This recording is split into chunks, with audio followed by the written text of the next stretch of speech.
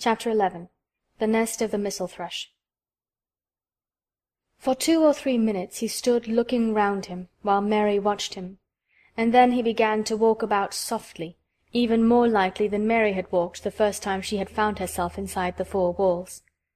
His eyes seemed to be taking in everything: the grey trees with the grey creepers climbing over them and hanging from their branches, the tangle on the walls and among the grass, the evergreen alcoves with the stone seats and tall flower urns standing in them. "I never thought I'd see this place," he said at last in a whisper. "Did you know about it?" asked Mary. She had spoken aloud, and he made a sign to her. "We must talk low," he said, "or someone'll hear us, and wonder what's to do in here." "Oh, I forgot," said Mary, feeling frightened, and putting her hand quickly against her mouth. "Did you know about the garden?" she asked again, when she had recovered herself. Dickon nodded. "Martha told me there was one as no one ever went inside," he answered. "Us used to wonder what it was like." He stopped and looked round at the lovely grey tangle about him, and his eyes looked queerly happy. The nests as'll be here come springtime," he said. "It'd be the safest nestin' place in England. No one ever comin' near, and tangles o' trees and roses to build in. I wonder all the birds on the moor don't build here." Mistress Mary put her hand on his arm again without knowing it. "Will there be roses?" she whispered. "Can you tell? I thought perhaps they were all dead." No, not them. Not all of 'em," he answered. "Look here." He stepped over to the nearest tree, an old one with grey lichen all over its bark, but upholding a curtain of tangled sprays and branches. He took a thick knife out of his pocket and opened one of its blades. "There's lots o' dead wood as ought to be cut out," he said, "and there's a lot o' old wood, but it made some new last year. This here's a new bit," and he touched a shoot which looked brownish-green instead of hard, dry grey.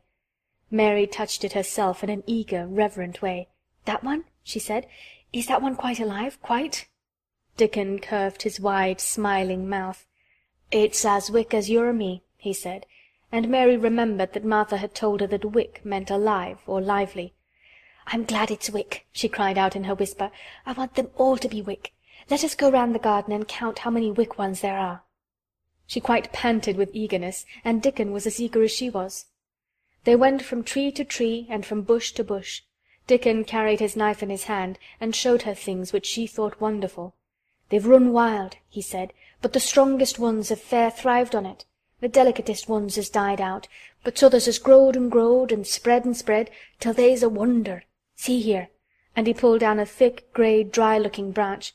"A body might think this was dead wood, but I don't believe it is, down to the root.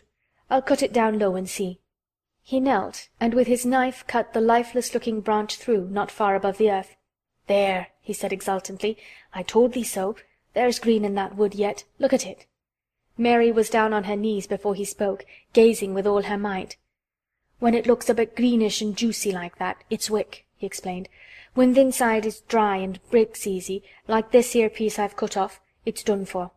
There's a big root here as all this live wood sprang out of, and if t'old wood's cut off and it's dug round and took care of, there'll be—" He stopped and lifted his face to look up at the climbing and hanging sprays above him. "There'll be a fountain o' roses here this summer." They went from bush to bush and from tree to tree. He was very strong and clever with his knife, and knew how to cut the dry and dead wood away, and could tell when an unpromising bough or twig had still green life in it. In the course of half an hour Mary thought she could tell too, and when he cut through a lifeless-looking branch she would cry out joyfully under her breath when she caught sight of the least shade of moist green. The spade and hoe and fork were very useful. He showed her how to use the fork while he dug about the roots with the spade and stirred the earth and let the air in. They were working industriously round one of the biggest standard roses when he caught sight of something which made him utter an exclamation of surprise. "Why," he cried, pointing to the grass a few feet away, "who did that there?" It was one of Mary's own little clearings round the pale green points. "I did it," said Mary. "Why, I thought tha didn't know nothin' about gardening," he exclaimed.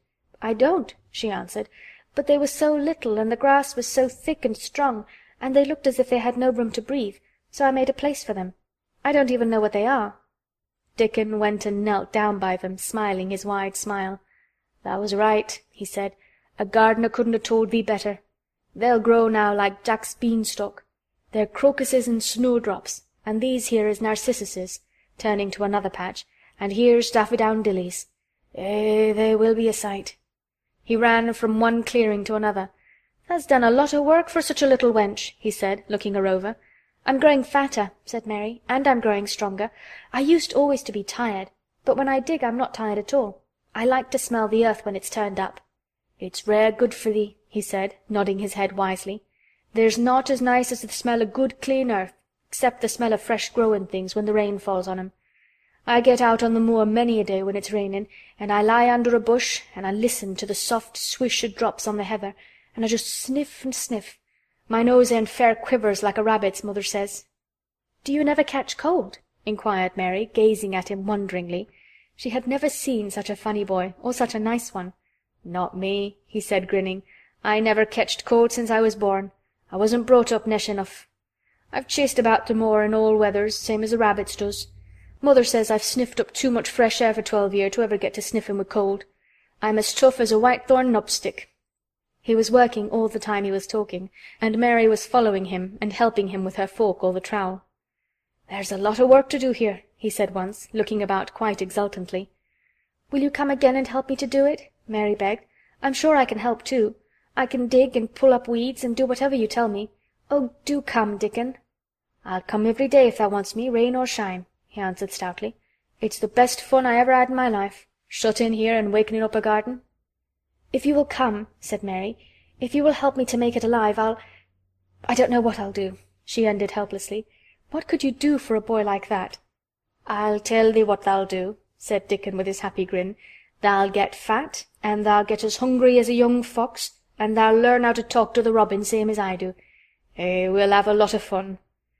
He began to walk about, looking up in the trees and at the walls and bushes with a thoughtful expression. "I wouldn't want to make it look like a gardener's garden, all clipped and spick and span, would you?" he said. "It's nicer like this, with things running wild and swinging and catching hold of each other." "Don't let us make it tidy," said Mary anxiously. "It wouldn't seem like a secret garden if it was tidy." Dickon stood rubbing his rusty red head with a rather puzzled look. "It's a secret garden sure enough," he said, "but seems like someone besides the robin must have been in it since it was shut up 10 year ago." "But the door was locked and the key was buried," said Mary. "No one could get in." "That's true," he answered. "It's a queer place. Seems to me as if there'd been a bit of pruning done here and there later than 10 year ago." "But how could it have been done?" said Mary. He was examining a branch of a standard rose, and he shook his head. "Aye, how could it?" he murmured. "With the door locked and the key buried." Mistress Mary always felt that however many years she lived, she should never forget that first morning when her garden began to grow. Of course it did seem to begin to grow for her that morning. When Dickon began to clear places to plant seeds, she remembered what Basil had sung at her when he wanted to tease her. "Are there any flowers that look like bells?" she inquired. "Lilies of the valley does," he answered, digging away with the trowel. "And there's Canterbury bells and campanulas." "Let's plant some," said Mary. "There's lilies of the valley here already. I saw 'em. They'll have growed too close and we'll have to separate them, but there's plenty. T'other ones take 2 years to bloom from seed, but I can bring you some bits of plants from our cottage garden. Why does I want 'em?" Then Mary told him about Basil and his brothers and sisters in India, and of how she had hated them, and of their calling her Mistress Mary quite contrary. "They used to dance round and sing at me. They sang, 'Mistress Mary quite contrary, how does your garden grow, with silver bells and cockle-shells and marigolds all in a row?' I just remembered it, and it made me wonder if there really were flowers like silver bells." She frowned a little and gave her trowel a rather spiteful dig into the earth. "I wasn't as contrary as they were." But Dickon laughed. He said, and as he crumbled the rich black soil she saw that he was sniffing up the scent of it. "There doesn't seem to be no need for no one to be contrary when there's flowers and such like, and such lots of friendly wild things running about making homes for themselves, or building nests and singing and whistling, does there?" Mary, kneeling by him holding the seeds, looked at him and stopped frowning. "Dickon," she said, "you're as nice as Martha said you were. I like you, and you make the 5th person. I never thought I should like 5 people." Dickon sat up on his heels as Martha did when she was polishing the grate. He did look funny and delightful, Mary thought, with his round blue eyes and red cheeks and happy-looking turned-up nose. "Only 5 folk as thou likes," he said. "Who's t'other 4?" "Your mother and Martha," Mary checked them off on her fingers, "and the Robin and Ben Weatherstaff." Dickon laughed so that he was obliged to stifle the sound by putting his arm over his mouth. "I know thou thinks I'm a queer lad," he said, "but I think thou'rt the queerest little lass I ever saw." Then Mary did a strange thing. She leaned forward and asked him a question she had never dreamed of asking anyone before. And she tried to ask it in Yorkshire, because that was his language, and in India a native is always pleased if you knew his speech. "Does thou like me?" she said. "Eh," he answered heartily, "that I does. I likes thee wonderful, and so does the Robin, I do believe." "That's 2 then," said Mary. "That's 2 for me." And they began to work harder than ever and more joyfully. Mary was startled and sorry when she heard the big clock in the courtyard strike the hour of her midday dinner. "I shall have to go," she said mournfully. "And you will have to go too, won't you?" Dickon grinned. "My dinner's easy to carry about with me," he said. "Mother always lets me put a bit of something in my pocket." He picked up his coat from the grass and brought out of a pocket a lumpy little bundle tied up in a quite clean, coarse blue and white handkerchief. It held 2 thick pieces of bread with a slice of something laid between them. "It's oftenest naught but bread," he said, "but I've got a fine slice of fat bacon with it today." Mary thought it looked a queer dinner, but he seemed ready to enjoy it. "Run on and get thy victuals," he said. "I'll be done with mine first. I'll get some more work done before I start back home." He sat down with his back against a tree. "I'll call the Robin up," he said, "and give him the rind of the bacon to peck at. They likes a bit of fat wonderful." Mary could scarcely bear to leave him. Suddenly it seemed as if he might be a sort of wood fairy who might be gone when she came into the garden again. He seemed too good to be true. She went slowly halfway to the door in the wall, and then she stopped and went back. "Whatever happens, you never would tell," she said. His poppy-colored cheeks were distended with his first big bite of bread and bacon, but he managed to smile encouragingly. "If thou was a missel thrush and showed me where thy nest was, does thou think I'd tell anyone?" "Not me," he said. "Thou'rt as safe as a missel thrush." And she was quite sure she was. End of chapter 11.